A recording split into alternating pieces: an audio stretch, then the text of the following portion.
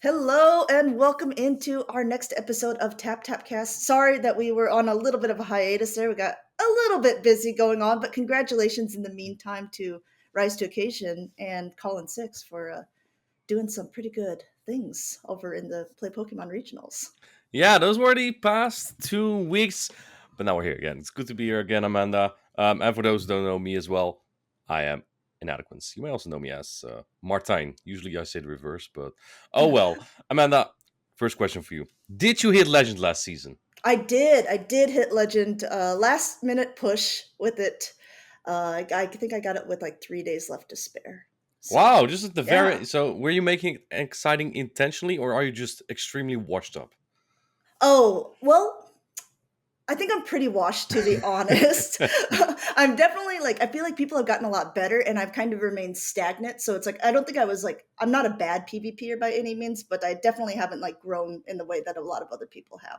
So Maybe it helps to compete sometime. yeah, maybe I'll try competing sometime. Maybe next season. We'll see how that goes.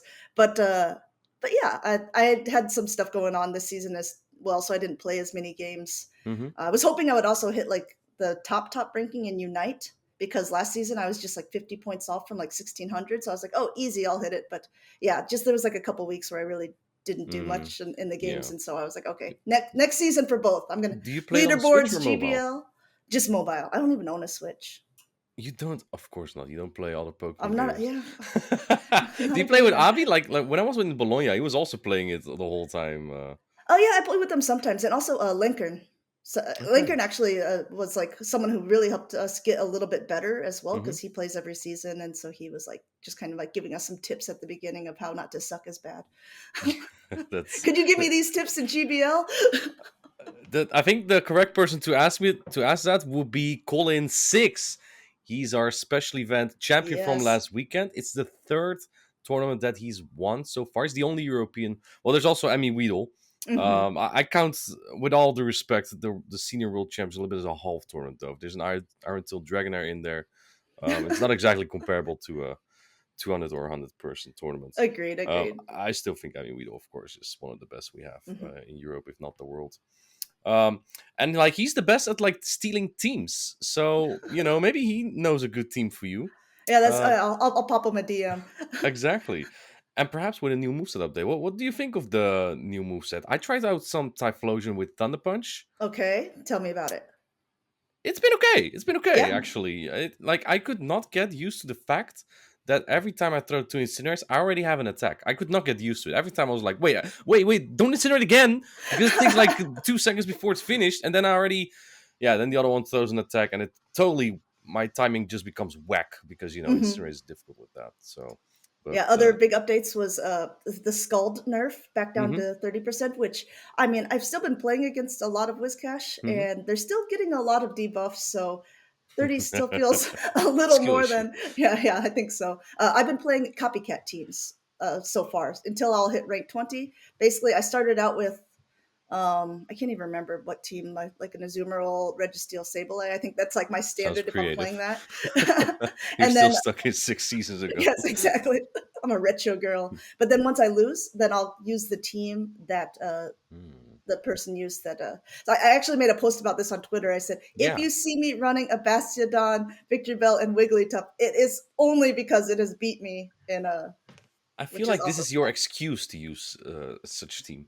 I mean, we do have the tap cast, right? I guess, and I'm a big Bastion and Wheelie Tough That's true. That fan as is well. true. I mean, you did win a regional with a Wigglytuff on the A team. special event, actually, a special Pokemon for a special tournament.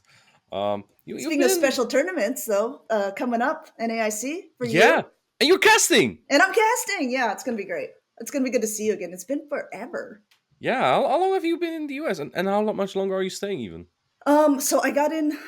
Yeah, I got in at like the beginning of April. So even before EUIC, I was in the US for a little bit, and then I'm coming back on June 14th. So be prepared, Europe. I asked this, but I already know, of course, because we're gonna have dinner after Madrid together, of course, the Go Yeah. Fest. That'll be fun as well. Yeah, but speaking of NAIC, I believe. Do you know who you're paired with? Yep. I'm paired with Speediest Chief, the Ah, Chief. it's the This guy. the guy you almost like as much as me, Yeah, right? well, like I can't make claims like that. He's If no you were podcast partner. Amanda, I will already warn you. If you were to interview me on the NEIC, I will ask this question again. I will already say You're gonna be like stealing the mic from me, like controversial question, Amanda.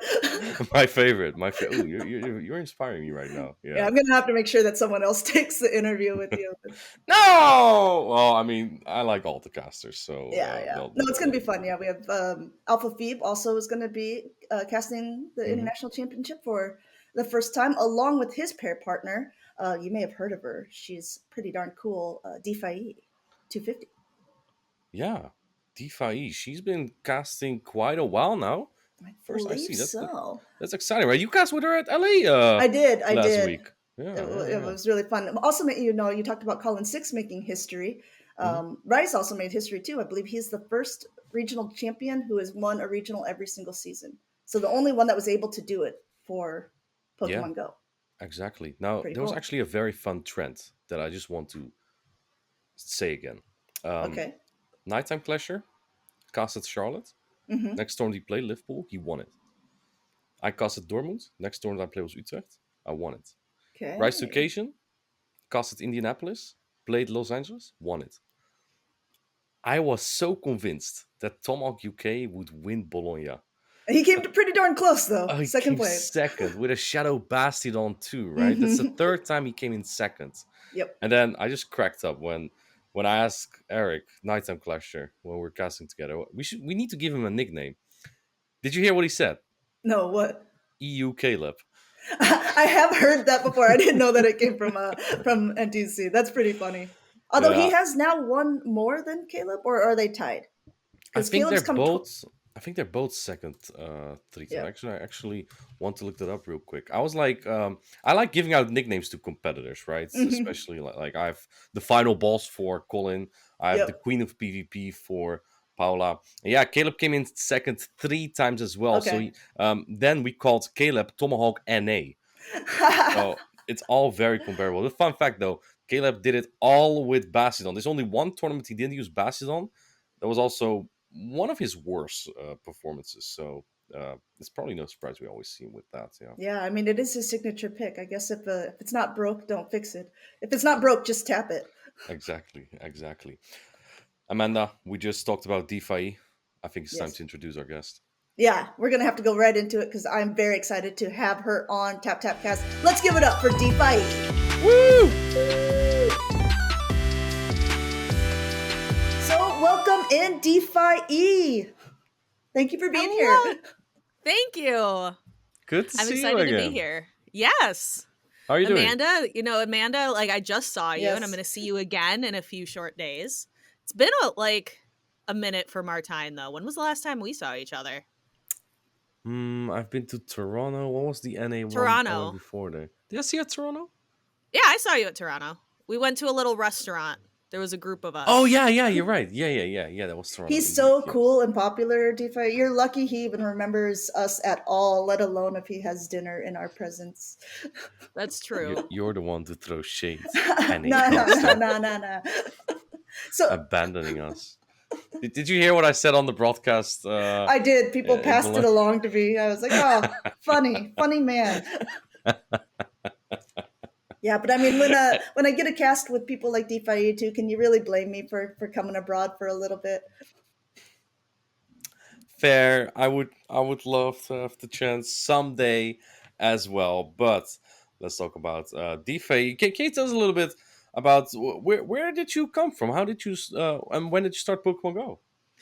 Sure. I am a day one Pokemon Go player. Before that, I played Pokemon Red, Blue, and Yellow on my Game Boy Color I probably played through Generation 3 before I took a little break from Pokemon. And then I've since gone back and played at least one game from every generation of the main series. And I've played all of them, all of the recent ones on the Switch. I think I have every single game, which is super fun. So day one Pokemon Go, I've been day one Pokemon Go PvP as well in the Boulder Cup with the Sylph Arena. I've been playing a lot of PvP since then. I started streaming and since then casting around the pandemic when we were all stuck inside our houses. And one of the first things I did was I picked up this webcam right here from Best Buy and started streaming on Twitch. And that's how I got to know a lot of really awesome people in the community. Yeah. So you were already very familiar with Pokemon before you played Pokemon Go, unlike other I don't know who he's people. referring to. No, but that it is funny because I remember at the beginning when I was working with Abby and Sergio on like the My PvP Academia stuff. We were just like, yeah, trying to find different streams to watch and everything. And Abby was like, "Hey, have you heard of Dphie? She's really good." He's like, "We should watch her, and get some pointers on how to do this sort of thing." And from there, you were one of the first quote casters, I would say, in like the grassroots scene. Like, how did you get involved with that?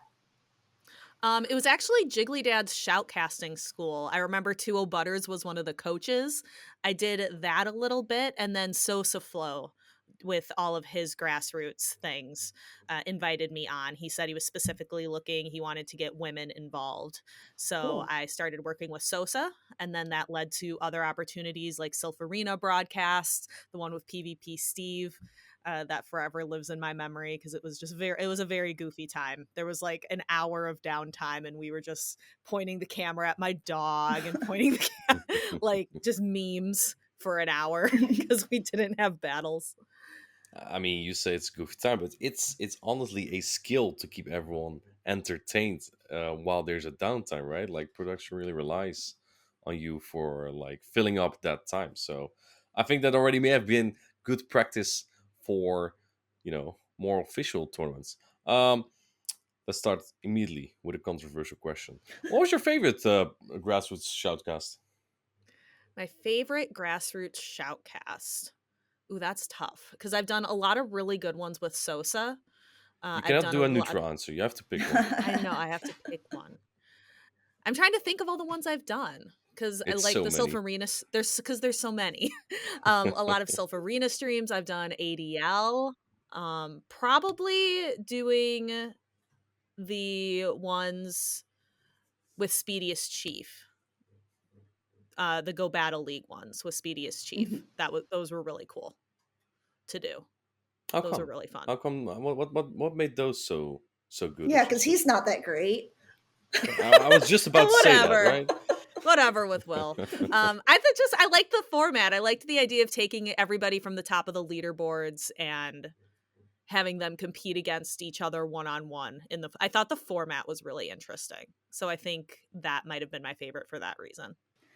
Another controversial question to kind of piggyback on that, Ooh. or maybe just get some suggestions. Do you think grassroots tournaments still have a place with Pokemon Go now that actual Show 6 Pick 3 and like tournaments with big prizes and kind of have the actual Pokemon name and brand behind it are there? Or, yeah, I mean, like, is there something that can be done to revitalize? Or, in the same sense, maybe everything's going on and I just don't know about it. And you're like, get with the program, Amanda, do this instead.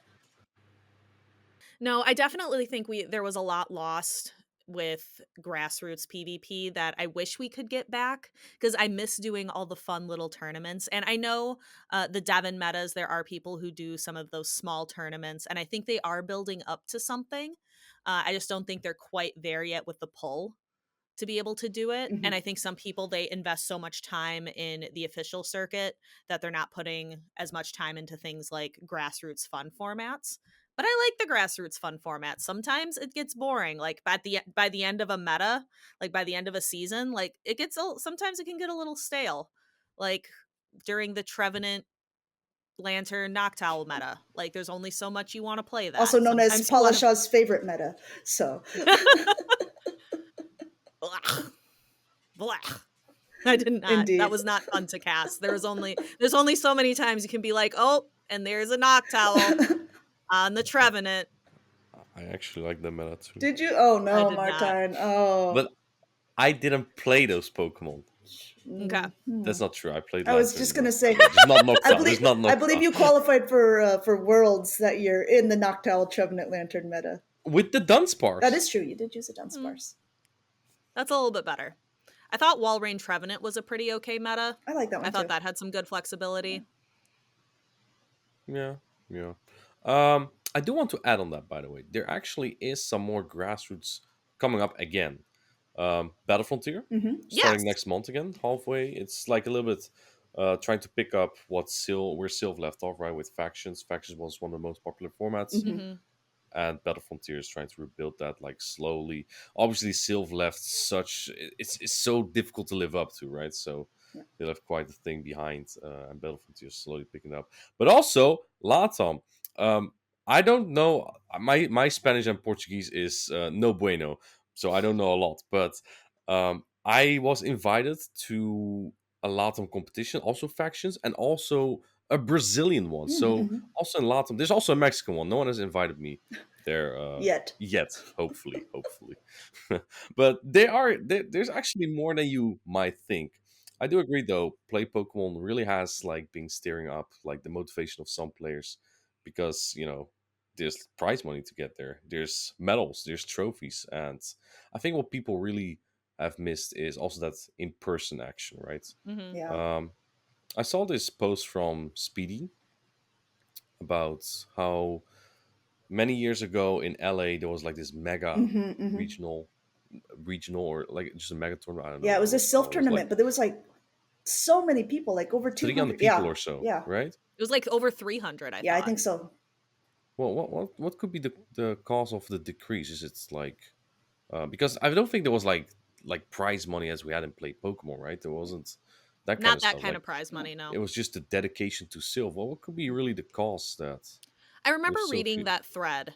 Hmm. One thing before I forget as well, I am on a factions. Like I started with factions. I was in one of the first groups to do factions, so I've been doing that since the beginning with the Queen Bees, Mm, all with girls that PvP, like an all women faction, and then we carried on. We didn't join Battle Frontier right away. We just joined last season, and then we'll be registering again this upcoming season. So I really do like factions. I think the camaraderie is probably the best part of it, being it's able to fun. work together and learn together. Our team is all about like trying to learn and improve and grow. So, and we've had a lot of people in it from the very beginning. Like Hurricane Kaz has been in it a long time with me. Final Boss AJ was the coach for a while before she moved on to a different one. We've had a lot of really good battlers with us, and then they learn and improve, and then they fly off to other factions sometimes. But for me, it's ride or die. Like I'll be with the Queen Bees for as long as we can. I like that. But continuing forward, you mentioned about the tournaments. One of them, I think, one reason might be with the Play Pokemon circuit, the official tournament circuit. There's a lot of different events you can attend. Where that giant tournament in LA was kind of like a one and done, like those weren't happening very often, or maybe like there's one in like 6 months. So I think maybe the rarity of it might have contributed to it a little bit. I can't That remember. was one idea. Was it around the time of an actual like in-game event as well? Like was there a reason that people were already in Los Angeles? Because I remember That a could lot of people like flew over like and did the tournament, but I also don't know if they flew over for another reason and then they just happened to gather. Because I remember also like in Chicago after Go Fest, there was huge tournaments going on as well, but that's just because so many people were there. They're yeah, already playing the game, and then there was self tournaments held at different areas in the park, which was really cool and a way to meet different people in the community as well. Like one of the people in Los Angeles, RC Cola, I met when I beat him back then ooh. in the Okay. Rainbow Cup. I think he would stop me now. He's on the Swablues, so Mhm. They're such a good yeah, they're group. a fun. They're That a was fun really team. fun seeing them in LA. Yeah, for example, as well, I played in a Montreal tournament during the Montreal Safari Zone. So, and that was really fun, and that had a massive turnout because people were already there for that event. I wonder if Play Pokemon should do something like that too. If there's like an actual like Go Fest, if they could arrange like sponsored cups or challenges to get a little bit of CP, but have like random ones throughout the day that sure you can only register for like one per day or something like that. But I'm sure that there would be tons of people signing up given the past, like, yeah, if Sylph was any Yep. indication. Yeah, I That's good. bet I'm gonna, the local I'm gonna communities, write I that bet could down. totally get the local communities could totally get on that to do, like holding locals during those times, the cups and challenges. I think that would be more on whatever local community is That's nearby. true. So, for example, New York. like that would be on like a New York community. Yeah, but do you also remember like Afindil? How do you say his name? Alfindial? Afindil. Elfindale. He was like, and Thomas So Technical. They were like Who? sponsored people at the Go Fest for the PvP zone. So Yeah. it's like they were like teaching people how to play. I think something like that. They could easily sponsor something in the. I think if Pokemon Niantic wanted to. I'm just throwing out ideas. I like it. This is a brainstorming session. Like, You how know, can we get more people involved? Because I want to grow not just like the grassroots scene. I miss it, and I think it's important in any competitive game to have that grassroots format to keep the community and keep people engaged, but also we want to keep building up our game. We're definitely growing. If you take a look at 2022, 2023 to this year, all of our tournaments like have been bigger and better and more people, and the skill level of everybody has been increasing, which has been really fun to see as well. Mhm. But we just want to keep the vibe strong. We want to keep on going.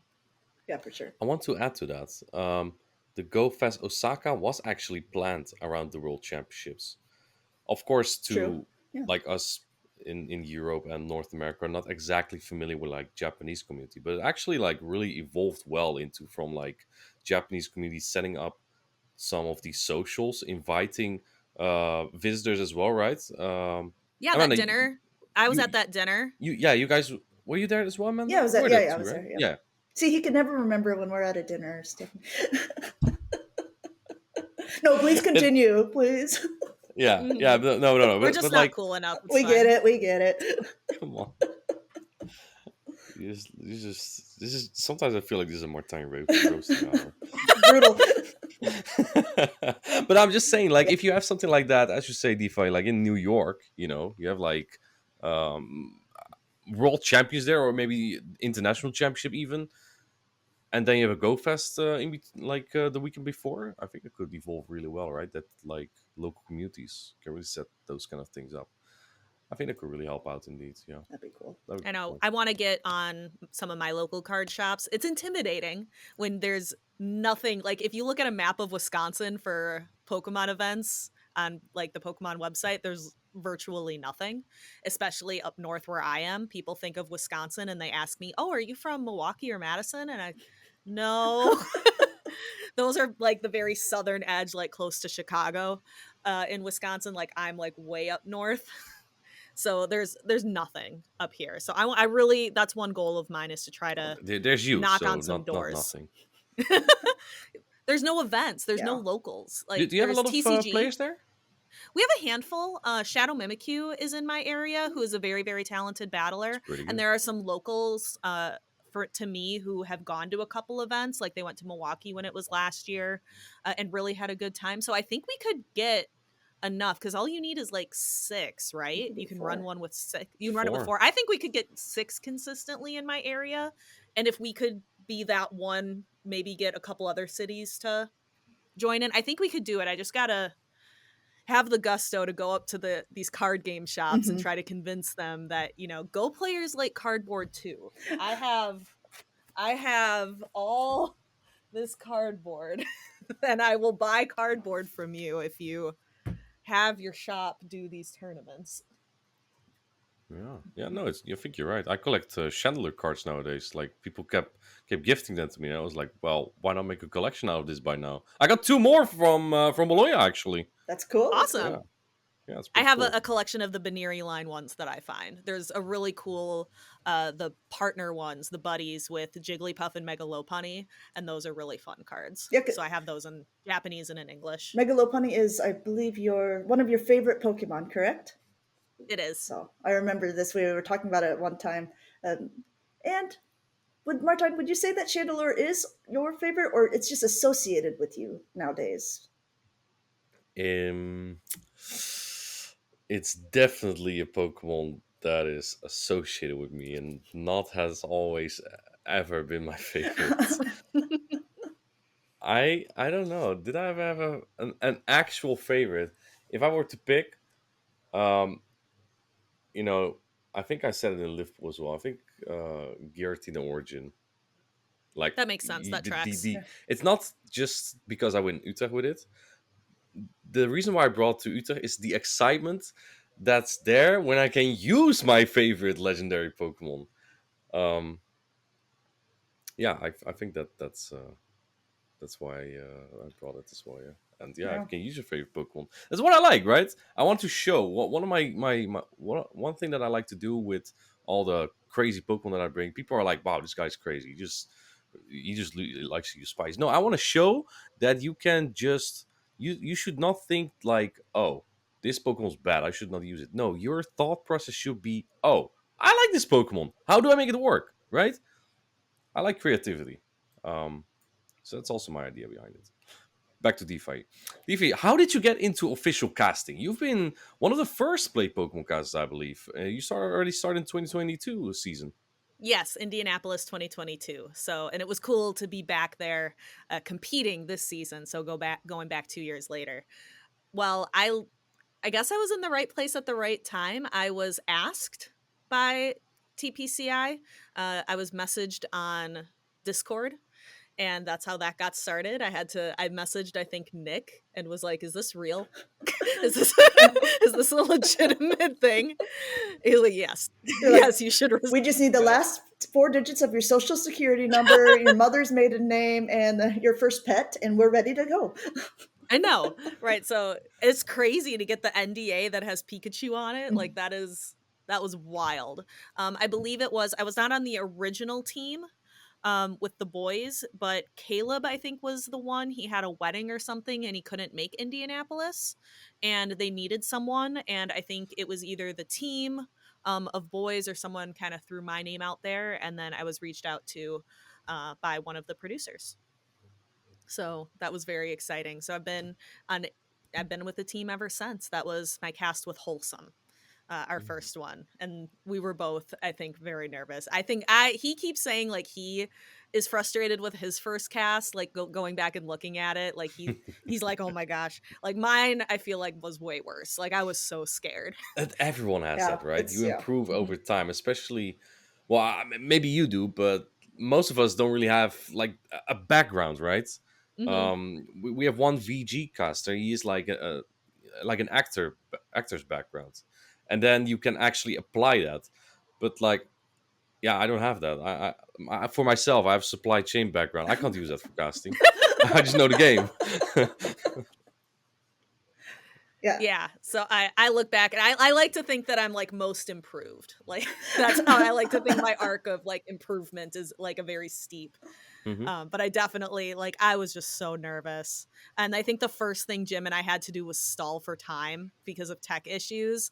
And that was terrifying, just trying to think of things to talk about and say when I had never met these people before. Like I got off the plane that the day before and I'm meeting Will for the first time. I'm meeting Butters for the first time, Jim for the first time.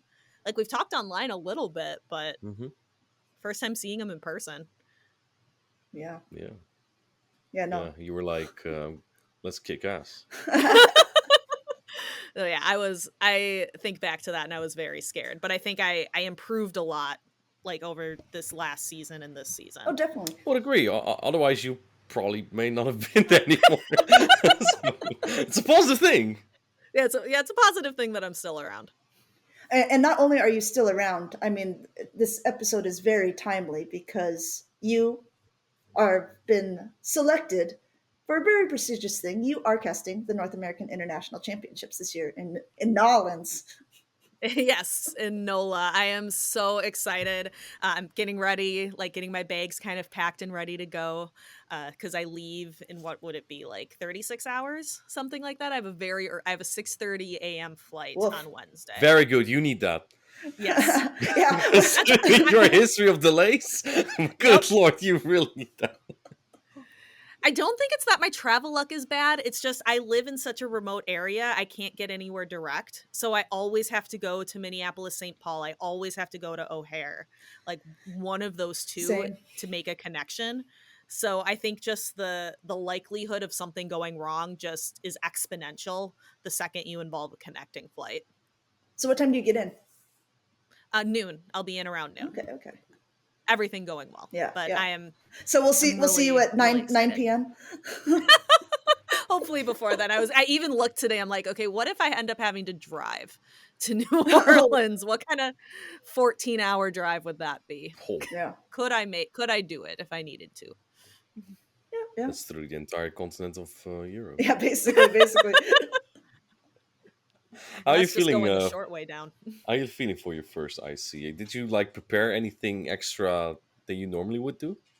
I asked around. I'm just kind of thinking of different little quips I can say, like relating to New Orleans. I'll look up some like New Orleans city facts, things that to be thrown in. One thing I that like people have that. complimented me on are transitions, being able to like transition in and out of things. So knowing a few things in advance would be I think would be helpful. So Smart, just a yeah. couple little things. I like that. Yeah, yeah. That just adds something personal to it, right? One of our co-casters found out recently that Bolognese is from Bologna, so big finding. Oh my goodness. I know. I can just imagine him. Did you Oh. on the cast? Did you know? Oh, my son.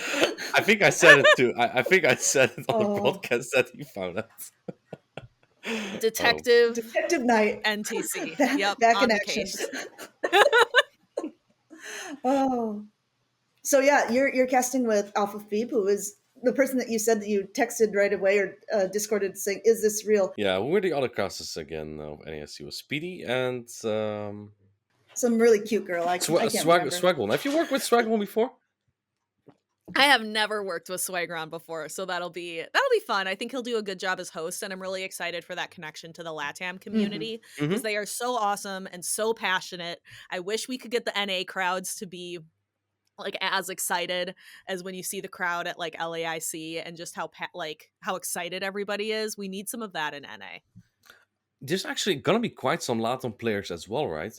We have Lindos Rajev, we have Lindos trainer Steinar, Javier. He won the Mexico's special event, the one that was hosted by Niantic and TPCI together. Mhm. There's gonna be like a good group, and this is a secret. This is a secret at this current moment of time. When the podcast reveals, it's probably no longer a secret. That Zardi is also coming to the NAIC. Ooh.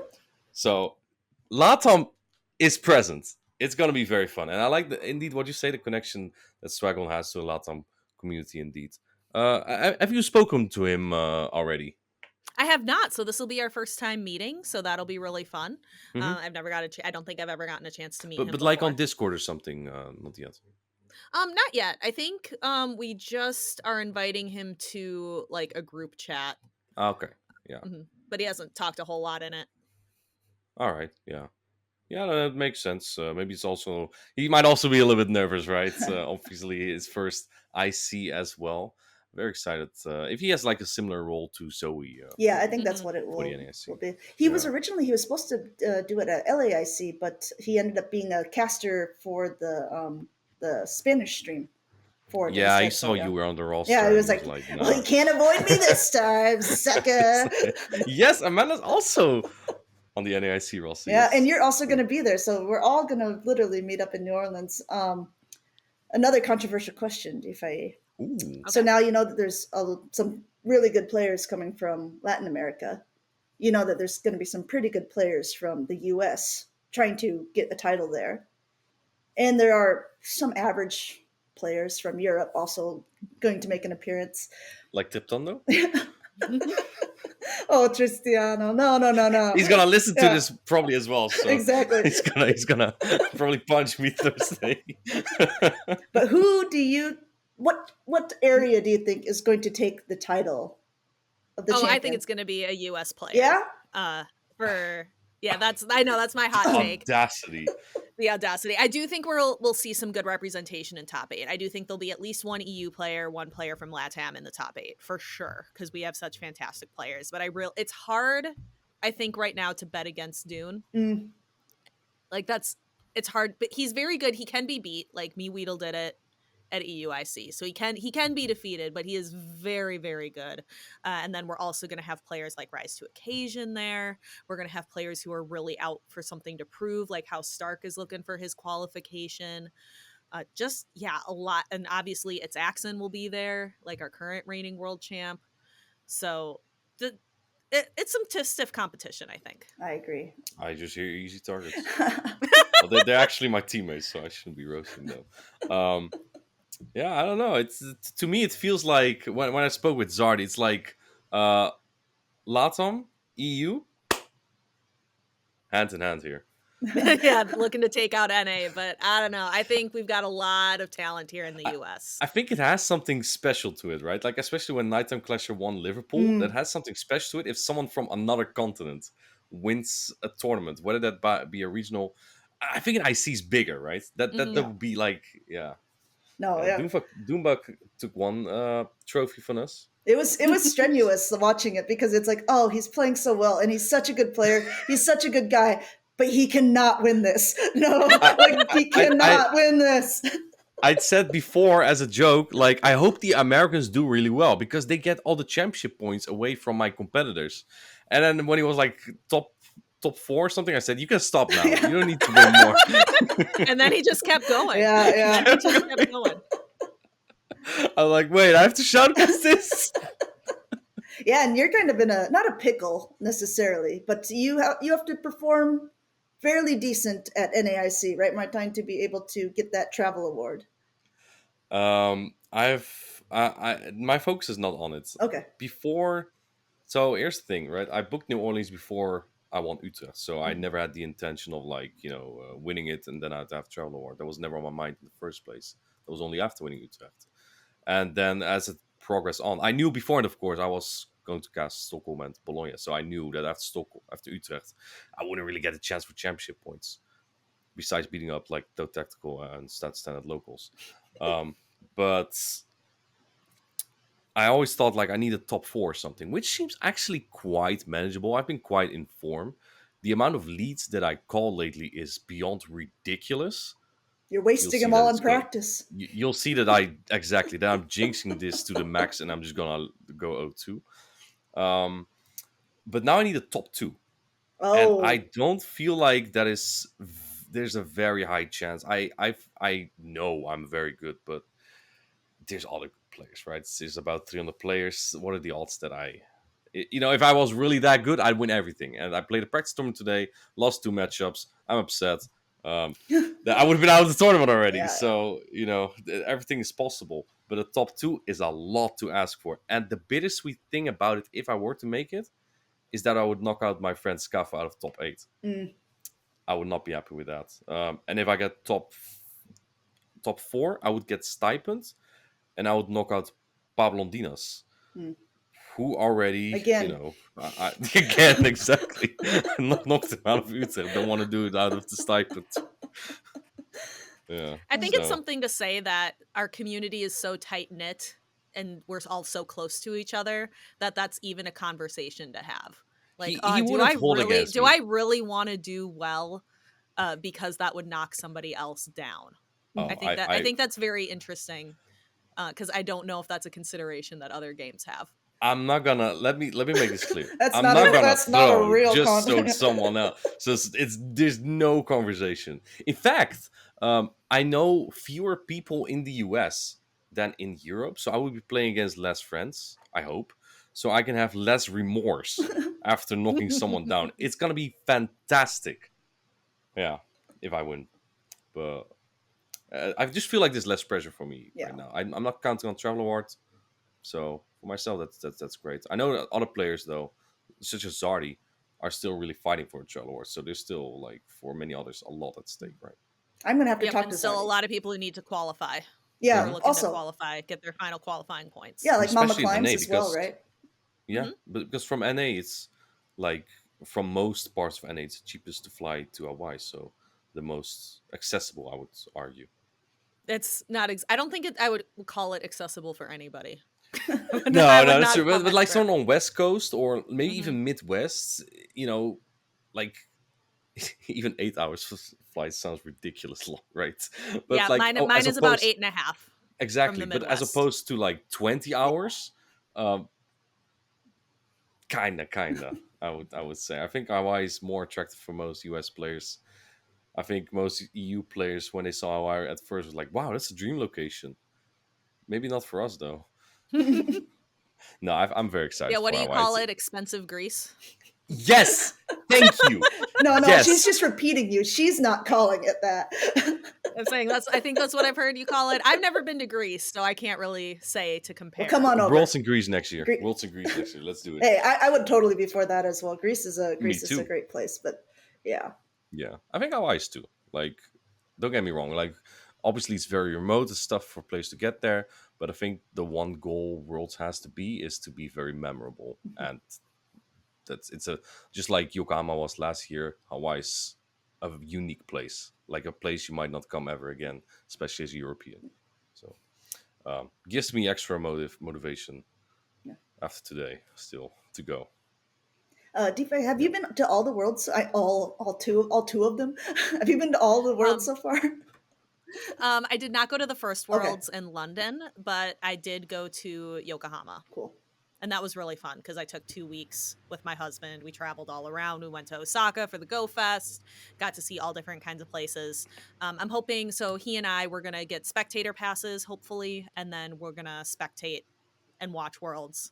But my goal is to maybe spend a little bit less time in the convention center this time watching because we're going to be in Hawaii. Good We point. should go Does your husband experience also Hawaii. watch Pokemon? He humors me. He humors me. So he has an account. I think he's level 41. Okay. Um, Oh, okay. That's like Leo. Yeah. It's like Leo, Crowcaster. so I will have in back in the Sylph days with in-person Sylph tournaments, I would make him go and participate because we needed numbers. So he understands it and he thinks it's really cool what I do. And he'll play every once in a while. Nice. You know what? I think it's also cool what you're doing. Yeah. I think Yeah. it's cool what you're doing too. You guys are very cool. Before I ask a I want this controversial question soon. But before that, first one more thing about NEC. What are like your expectations? Right, we have a meta update. It's gonna be like the one tournament with a meta update before Worlds. What are like your expectations? Quagsire. I think Shadow Quagsire is probably gonna win. That's Gonna just win looks even? so good right now. If it's not going to win NAIC, it'll win Worlds. Like it looks Okay. so solid right now. Mm-hmm. So that's one prediction. I think it looks really really good. So that would be the one thing I'm really looking forward to. I hope some people bring something silly like let's see a Thunder Punch Typhlosion in there somewhere. But I think with the meta shakeup, I think Quagsire comes out to be a big winner. See, I don't even know if that's silly. I kind of think that Thunder Punch Typhlosion could pop off. But I also thought that about Shadow for Alligator. And then, like, it was just not used at all for, like, the first half of the last meta that we were in. Are any of these on your team, Martijn? Are you not going to give us any of a sneak preview before it starts? I think the Pokemon that I will bring do not include Typhlosion and Feraligatr currently. Does I am very much considering Typhlosion though. Okay. It has some. Sometimes when I'm thinking about like a team, and I just like evaluate how is this actually looking against like a spicy core breaker. I know in NA Bastodons around as well, so I need to keep that in mind too. Into some of my teams. And then Typhlosion actually really screwed over like 5 out of 6 of my Pokemon. I'm like, hold up, what if someone brings this, you know? I think it has insane coverage, and especially because in the current meta so many Pokemon get to their charge stacks in like 10 turns, like 5 fast attacks. Typhlosion is now one of them, and considering it wins like charge stack priority over about everything, you win for Alligator on even energy, even shields. Even Gligar doesn't really like it as much. You can force way more 2 shield scenarios just because you're so quick. Vigoroth, I didn't think it, but you win the 2 shields. Just go straight Thunder Punch. Okay. And another interesting thing, um, Incinerate on Typhlosion is so good that even when resisted, still does more than Shadow Claw neutral. Like Interesting. Typhlosion, it has play. I just think it's difficult to build around it. That's what I found Yeah. today in my practice tournament. And it gets walled by Um, Quagsire, which is going to win Worlds. So Mhm. you don't want to see how much a blast. Actually, you might want to see how much a Yeah. blast will I was gonna say a blast burn from Typhlosion will it's true. sting It's true. anything. The other Pokemon I'm excited for after it won't be an NAIC, but for Worlds, I want to see Goodra get a little bit of love Yes. at Worlds. Thunder Punch Goodra I think is really interesting. I was talking about it with Home Slice Henry yesterday. That was last night. But I was talking with Home Slice Henry about it, and he's really excited as well. Because I was curious, like are there any matchups where you would prefer Power Whip? But not really. Like Power Whip and Thunder Punch give you a lot of the same coverage, and Thunder Punch you just get to so much faster. Mm-hmm. And I just really love that it gives Gudra. It puts it in a unique position where it is a dragon that has coverage for Skarmory. It makes it even gooder. It makes it even gooder. You are Well, correct. that's what I like. You're Like, cutting out. You gotta go. it just gives it way more neutral play in this meta, right? I love that about Gudra. I really wish it was available for NAIC. But then I think again, people will bring it to Worlds. yeah, likely, and maybe we have more Pokemon by then. Mm. Since it's still like 2 months for that as well. Yeah, no, I do like those predictions. Quagsire was also very prominent in the practice tournament of today. Like, Okay. I believe I had 36 teams and 15 of them had Shadow Quagsire. So it's been around. It's just so good. It's so like quick. Aquatail and Stone Edge is such good coverage for it as well. Mm-hmm. I think with Scald going back to that 30%, kind of where it should be, maybe even less. But yeah, exactly. I think that'll make room for Quagsire, I think. Yeah. All right, controversial question time. Who's your favorite caster? I know. To work with and to watch. Let's double it up. To work with and to watch. Got her. Oh. The best No caster transfers. I've ever worked with, and the caster I like to watch most. Yeah. You can't say inadequates. Well, we've never worked together. Yet. But I would honestly, and I know it's you may believe me or not, but my favorite cast this year was with you, Amanda, in Los Angeles. That was so nice. I think we had instant chemistry. Same. Even though we had never casted together before. Exactly. And I really do think that was my personal strongest cast of the season. And I think it helps that it makes that happen if you have a really good partner. Mm-hmm.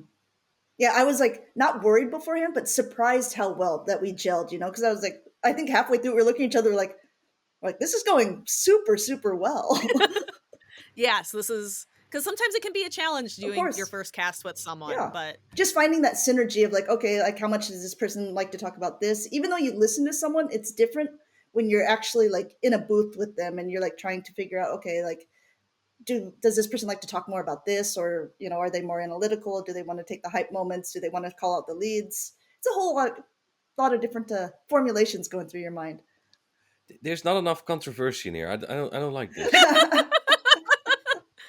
But it's good to hear that that worked well for you both. And maybe you can get a few rounds as well as NAIC.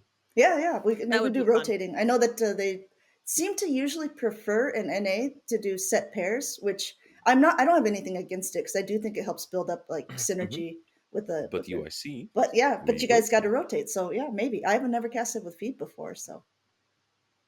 He's fun. He's very analytical. He's definitely an analytical mind, and he's big on the puns. He's big on the silly. So there have definitely been times where we're off camera, and I will just he'll say something that is just so borderline stupid, and I'll just turn and stare at him.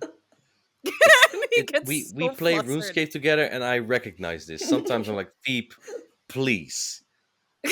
We're doing something here. It's very funny. And a couple times he's called, he'll verbally say on the cast, Stephanie, stop staring at me. And I'm like, you're making it worse. Why are you doing that? That's funny. But he's such a sweetheart. He's very fun to work with. Very incredibly intelligent, extremely intelligent. Yep.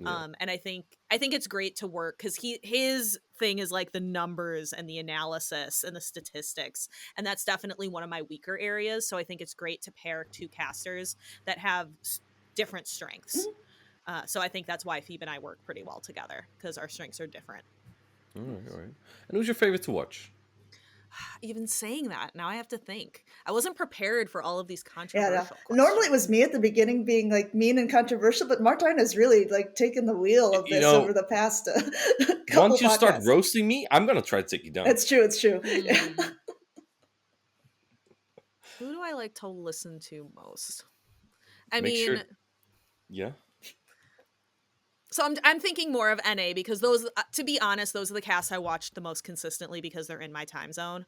I Mhm. try to go back, like I watched day 2 of Bologna, but it was after the fact, and I ended up like fast forwarding through certain parts because like Because there's it's late Martijn. now. It's I late get it. now and we gotta go. You just beat me to it, huh? But NA, a lot of times for NA casts, like because I'll be awake and doing stuff, I'll like sit and do my GBL sets while I'll watch or something. So those are the ones I tend to watch more frequently. Mhm. So I tend to have a little bit more experience with our NA group. I think Speedy is definitely the most talented of all of us. I think he's the most versatile of all of us. He can fit in any role and do any role well. Mhm. It's really funny to listen to Butters. I get a lot of enjoyment listening to Butters. He's like a I love that. 2 liter puppy, right? Or I know. what's that? Six, Golden six, Retriever. 6 foot inch, Yeah. whatever. 6-foot golden retriever. Yeah. I enjoy back in production, Butters has his own like setting. Like the sound guy has a Butters button Mhm. for Oh, because when he pops off, he gets so loud. And I think that's really fun. I think like his energy is so contagious, and when he's excited about something, um, it fills the room. Like when he's excited about something, it's hard not to smile mhm. and be excited too. And I think Yeah. that's a really good quality to have. Mhm.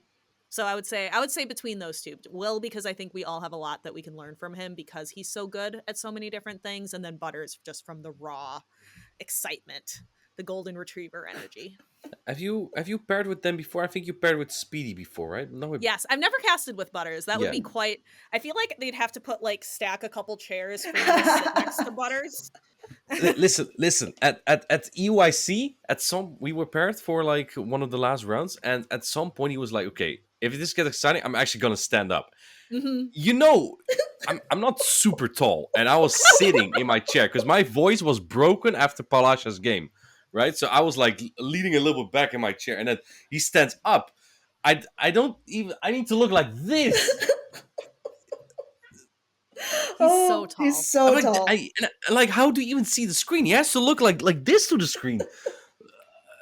When I was, Him yeah. and Rise are both incredibly tall. I really found it funny when I interviewed Rise on the floor in Los Angeles because everybody like my arm is doing this.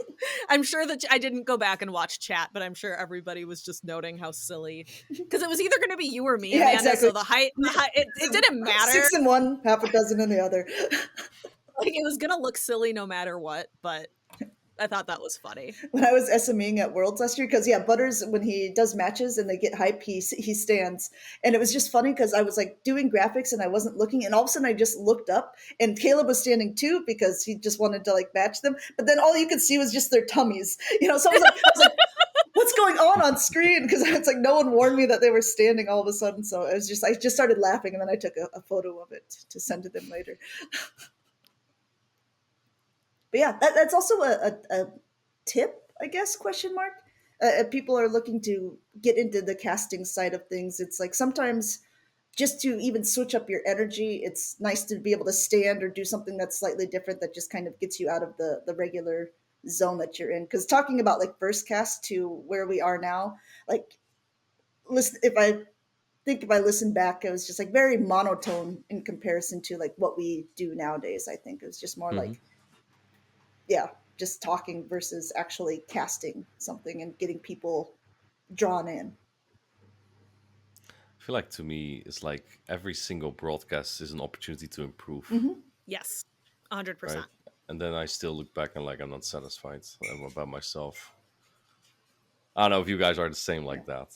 You're always looking at like I always look at the things I do wrong, Mm-hmm, never the mm-hmm. things I do right. Um, Yep, that's something Jim and I have talked about as well. We're definitely our own harshest critics. Yeah. Where I think people, so I'm sure a lot of people look at my first cast in Indianapolis like, oh, you did fine, like you did, like mhm. that was fine, and I like can't look at it and not think of like everything that went wrong.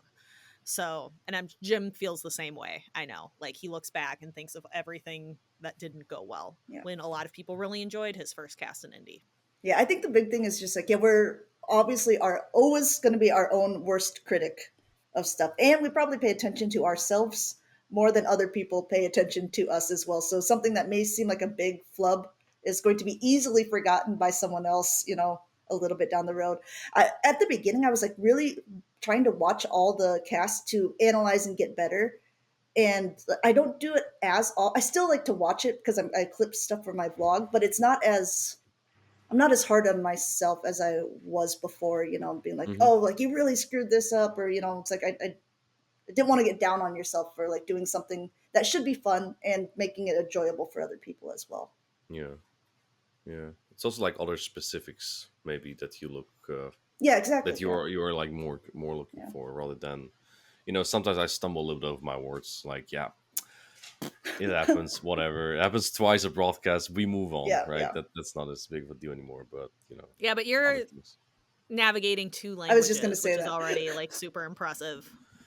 That is indeed when I look at the EU team. When we're also with TCGVGC, I'm like, is there anyone not British here?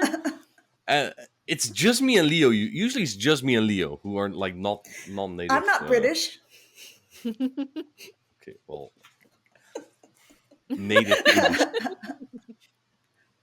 Yeah, It's true. and some this time also Abi, of course, Hmm. and sometimes Tao. Yeah. Um, shall we lead into our final concluding question? Yeah, but well, before that, you briefly touched on it when you were talking about your like the Battle Frontier team, that because you're playing with the Queen Bees, which is all like ladies team, which is awesome, by the way. Um, and I guess for people who are listening, or maybe that are women but don't really know how to get connected with other women battlers, like what would be something that you would suggest? How can they get hooked up with something similar? And I'm definitely pointing this towards girls that PvP. Yes. So I can definitely give you a link to put in the show notes for the Girls That PvP Twitter Excellent, account. That's a excellent. really good way to get in contact. I love the Girls That PvP server. Girls That PvP is more of like, it's a movement, it's like a spirit, it's an idea, but it also we have a home Discord server. And it's definitely like, if I didn't have like a local community, like in person, like I mostly consider Girls That PvP my home community, just because that's the server that I spend the most time in. Everyone is so supportive because it can be really hard. Like, Hmm. for example, there are things for women going to these tournaments that men don't really have to think about. Even just like when I was going to LA and I had my horrible travel experience, being by myself in the remote Uber lot at 2 in the morning, like that's scary. Hmm. Like that's tough to do. That's something that necessarily men don't have to consider for like their safety. That's not something that's always like forefront of mind. I really love, and there's a lot of women's communities. I love that the TCG community, the women's community there, they always have like a team mom, like someone who will go around, like who is there for support. In the Girls at PvP server, we're always looking like, oh, okay, who's in the bracket? Who are we rooting for? It's just all really supportive and encouraging. And we have a channel in there specifically for if like you're having a bad day and you just want to talk about it, and you just get flooded with support, and it's just really really nice. I think we just have a really good way of lifting each other up and helping each other with battling. Like no question is stupid. Like if whether you're entry level or you're working on perfecting your world's team, like we have support for each other, and that's something that I really love about it as well. That's one thing that So I it's really a liked as well about it. It's just like no matter what your battle skill level is, because I mean the server definitely has varying levels of this. It's like, but everyone's committed to kind of like helping each other grow, and you know helping trainers who are a little bit newer at it get better. And then we see people like that just completely pop off now at regionals. I'm thinking of like Lil Sparty, who is Mhm. like just an incredible battler now and getting more well known within the circuit as well.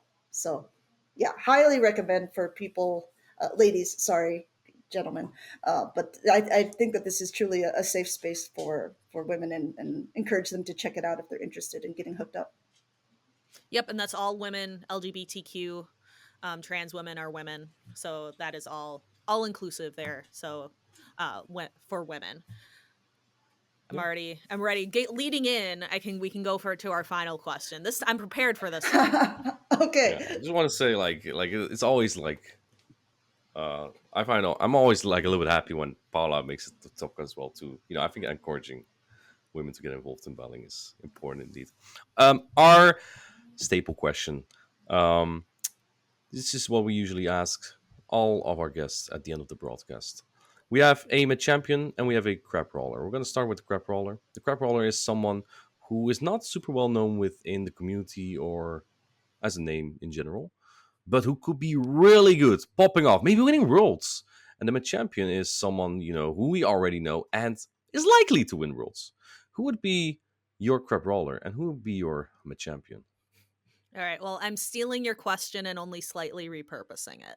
So I want to use the Kraballer question to highlight all of the fantastic women of Go that have qualified this season. So Andres, of course, of Spain, Rocket Claire. We have Enhoff, who has qualified. Birds of Prey has qualified. And then in LATAM, Ju Muniz. And I don't really know this one, but Daniel Lupin qualified out of LATAM. And I would love to get to know her. I think she's coming to NAIC. I'm hoping to this list we're going to get to add Mama Climbs and Mushroom Queen and Mama Fitzy as well to the Go list. And so those are our women who have qualified. But of course, we have a champion, and my champion is definitely Paula. She has had the most, I think, impressive season out of all the women in the Go community. Definitely has the most like accolades out of everybody this season, and when she does well, like I am just popping off. Like it was very, very good. I think Paula on a good day easily takes the Bologna tournament. I think her on a good day wins that, 10 times out of 10. I think she can get in her own head a little bit, but on a good day, I think she's better than Colin. That happens to That's anyone. my controversy, but that happens to That's a anyone. controversial take. She That's my was controversial take. one wrong swap away from the grand finals. Mhm. Yes. Literally, It was one wrong. It's crazy. That's that one moment of Mhm. the wrong swap. Then she makes grand finals, and I personally think she wins. So, but sometimes it's hard to come back when you make a mistake like that, especially when you're on stream. It is so hard to come back from that.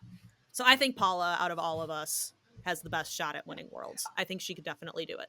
I would just want to piggyback on that. I think Paula is also one of the most gracious losers because you can tell she recognizes it in her own like face, like when she knows that there's no coming back from it. She's very expressive. Yes. And She's she'll very like expressive. sometimes she'll even she'll applaud the other player in the middle of it or something too. It's just like that she's doing all that she could, but at the same point she's not letting it get her down too far. And another fun fact about Paula is she qualified for Worlds without any points from locals originally. I mean, I do think that she has played in a couple locals since then to gain some points to be at the top of the leaderboard pretty much. But to basically make it to the top of the EU leaderboard just by regional performance alone is so damn impressive. It is incredibly impressive. I also want to take a moment as well to acknowledge that there are probably some really awesome women that I don't know from the APAC region, maybe even some from the LATAM region. I think it's just Ju Muniz and Daniel Lupin. I was looking on the leaderboards. If I'm missing someone, then maybe it's just someone I don't know as well yet, and I'm excited to get to know. But I wish there was more coverage for our APAC trainers because I'm sure there's a lot of great women out there. I watched a little bit of the Japan tournament, the Japan qualifiers, and there was one woman who like absolutely was out there kicking butt I think in that first Swiss round. So I would love to see more coverage for them in like English speaking streams, so North American trainers, European trainers can get to know some of their stories as well. It's a little bit difficult, right? Because they have like one tournament per year, per season to qualify. So it's like a whole yeah, day long. I've no doubt that indeed they're out there. There was something I want to add onto the Palasha story, but I forgot. Yeah, she's good. That's She's fantastic. The I absolutely watch her battle. She is Europe's hope to win the world championships. I'll say that. If I had to vote for someone, as cocky as I am, I think it would be Paula. She's fantastic. So definitely Mima champion, hands down. But I also wanted to use your Kraballer question to really acknowledge that we have so many awesome women in this community who are doing great things and having a lot of success out there. Yeah, no, I like that. Thank you so much for highlighting some extra people as well. And thank you for taking time to be able to be on this podcast. It's a pleasure. It was so much fun casting with you in LA. I'm looking forward to seeing you within a couple of days in New Orleans as well. And Martijn, I guess also, I'm excited to see you. It's been a while. Yeah, I'm surprised Martijn didn't ask me any controversial questions about shadow Pokemon. Oh yeah. Oh, we should end actually on that. That I'm is gonna use 6 shadow Pokemon to win all of it. that is the ending note. We will talk about this real quick because you have kind of a tradition that is off from most Pokemon Go players, and this is that you refuse to use Shadow Pokemon in your lineup. Explain to us why. I can't believe I forgot this. It's because it's so late. What time is it for you right now? Is it like 3 in the 2 morning? a.m. Oh, that would be why, sir. Probably. Gotta get you trained to be in the US in a couple days. But no, it really bothers me that it breaks the narrative of the game. That the narrative of the game, what the game is telling you is that these Pokemon are suffering. These Pokemon are hurting. And you're supposed to purify them and rescue them. And it bothers me. A couple different things bother me. It bothers me that they gave Shadow Pokemon this amazing bonus and didn't do the same for Purified Pokemon to make them equally good or better in PvP. Like, that's frustrating. And it also is just frustrating to me, like, then why is the game telling you that they're suffering and they're hurt and we need to rescue them? Then don't. If you're gonna make it so Shadow Pokemon are better for PvP, then don't do that. What if you So have it's just the it's my rank little 1 Shadow Sableye? I have a lot of rank 1 shadows that I think that I hang out with and I show people, like, look at this thing that I'm never going to use. Or sometimes I'll show Wait, people and then do I'll you- purify it in front of them. Like, I've purified Shadow Mewtwo's in front of people.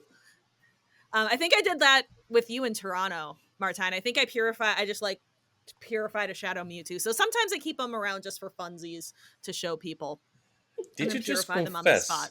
to I have keeping- some Shadow to Pokemon. keeping You're keeping Earth them? Pokemon hostage in your Pokemon storage? Release them. This is kind of Release against them, the narrative Dphie.